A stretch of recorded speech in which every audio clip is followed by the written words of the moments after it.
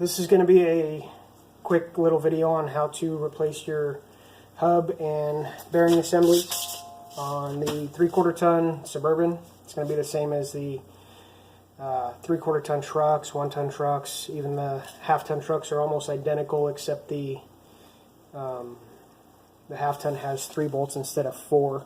You can see right here you got one here, one up here, and then 2 directly across from in the front of the vehicle for the hub bearing assembly. And like I said, the half ton has 3 bolts instead of 4.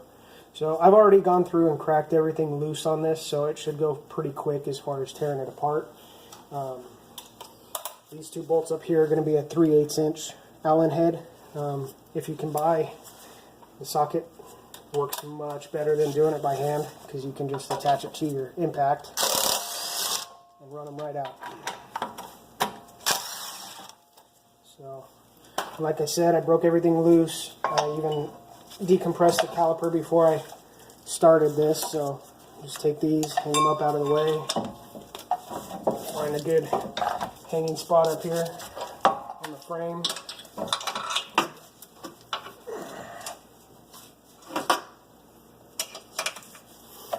Just to keep it up out of your way. I'm not too worried about bending these lines right now, but you're going to want to be careful of that when you go to do yours. I'm replacing mine with braided stainless sets, so just keep that in mind. You don't want to torque this out too much, especially if it's worn out and dry and cracked already. You don't want to break it. These 4 bolts here, you're going to want a 15 millimeter. You're definitely going to want an impact socket. I did try to break them loose with just a regular stainless steel socket, and if you can see inside there, the bolt is so tight that it actually rounded out the socket inside. So I ended up using a 25 inch breaker bar and a 15 millimeter impact just to get them broke loose. And from here I can just use a 15 millimeter and a regular socket to get them the rest of the way.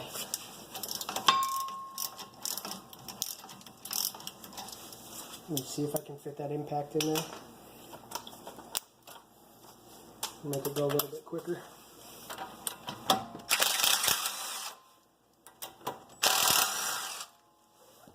I'm going to pause this. And this is the view from the front of the vehicle. You can see there's 2 more. You got one right here and one right down here. So it's just going to be the same thing. Just drive those out. Luckily you can fit that impact in there because it makes it quick, easy work of these bolts. These bolts are pretty unique. It's $8 for a set. Alright, sorry about that. I had someone interrupting me. But you can see up here this wire that kind of comes up along your control arm. This is the ABS sensor wire, so I just got to clip that zip tie off. This comes out here. You'll want to disconnect this from the frame before you start to disassemble the hub setup. So tuck that out of the way. We got those bolts loose, so next step will be the hub. So you can see the front right here. You got your center hub bearing. This holds the axle against the hub. It's a 36 millimeter nut. I had to go buy this at the parts store before I could start. Just use your big impact gun, should break it free. And then you got your washer in there also. So from this part, all your bolts are free. You got the 4 in the back, the 1 in the front, and your caliper is off.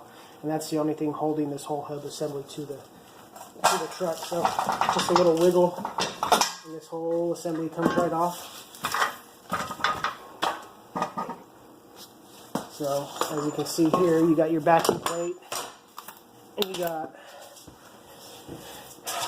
can pull this right off, set that aside. And let me grab this right here. So if you look down in here, you can see all of your bolts are pressed in, so you're going to have to take and hammer all those out, and I'll show you guys how to do that next. Okay, so unfortunately this is going to be the part where you have to get on your hands and knees unless you have a nice sturdy workbench to do this on. I usually take, you can see right here, this is why I'm replacing all these. This rotor is completely shot. The dealer that I bought this from just did a pad slap on it, and it's been driving me nuts since I got it. So, but you're gonna tuck your, if you're reusing your hub for whatever reason, I generally try to replace them anytime I replace the rotors. They're not fun to take in and out, so once I have it apart, I just try to do it all at once. But if you are going to try to reuse this, you're going to want to tuck your wire away. Set a couple 2x4s down under the rotor, and then you're just going to flip it over and try not to pinch that wire. If you cut that, you're going to need a whole new bearing assembly. So make sure you don't have your wire under there. Okay. I just went and bought an acorn style nut, lug nut, and just a regular washer. And all this is going to do is protect the face of your hub so that when you're hammering these out, you don't destroy the face of the hub. And you just use the nut, spin it on, and this is going to help protect your threads so that you can reuse them when you go to put them back in on your new rotor. And you're just going to, this is just a 4-pound sledge. Bigger is obviously going to make it go faster, but this is easier to control for me. You're just going to give it a couple good whacks and knock it through. Now that one went through with one, so just pull it up and unscrew and work your way around. And try to pay attention to where that wire is to make sure you're not pinching it in between the hub and the stud when you smack it out. So some of them are going to be a little tighter than others. You might have to smack them 3-4 times. This one's not doing terribly bad so far, but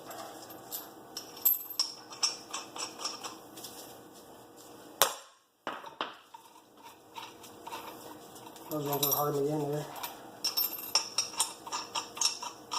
But if you get a system down, it goes pretty quick.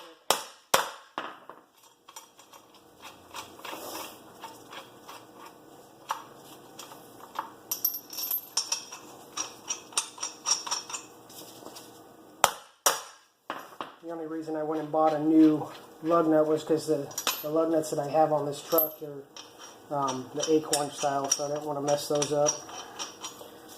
These things only cost $1 or so.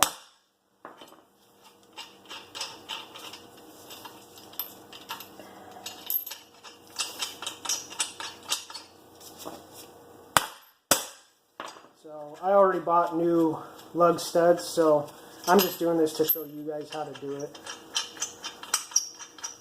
I bought all new rotors, all new hub bearings, all new lug studs.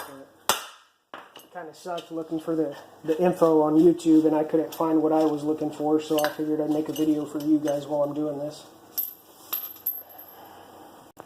So as you can see, I just went ahead and flipped this over, took all the lug studs out. And then what you're going to want to do, you'll notice down inside here, you can see there's little cutouts for the bearing, which are right here, and that's where you're going to get it to fit around this flange. So you're going to kind of have to work your way around, and you're going to have to also try to get it around that sensor also. And then once you're done, there you are, and then you just put them back together. I'm going to grab the new parts and I'll show you how to put them back together.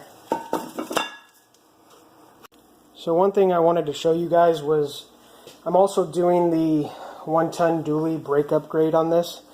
All of the parts from the 1-ton dually are way bigger than what comes on the 3/4 ton trucks and Suburbans.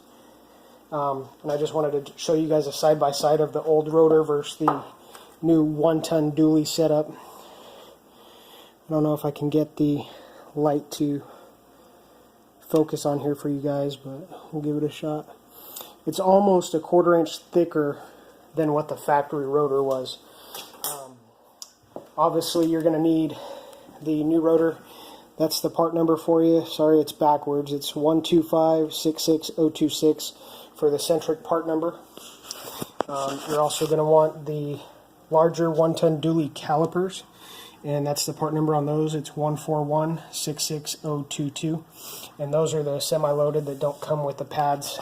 I found that the pads that they use are actually the same for the 1 ton and the 3/4 ton, but you just get the bigger clamping force from the calipers. And I'll do another video when I go to swap out the calipers of the comparison.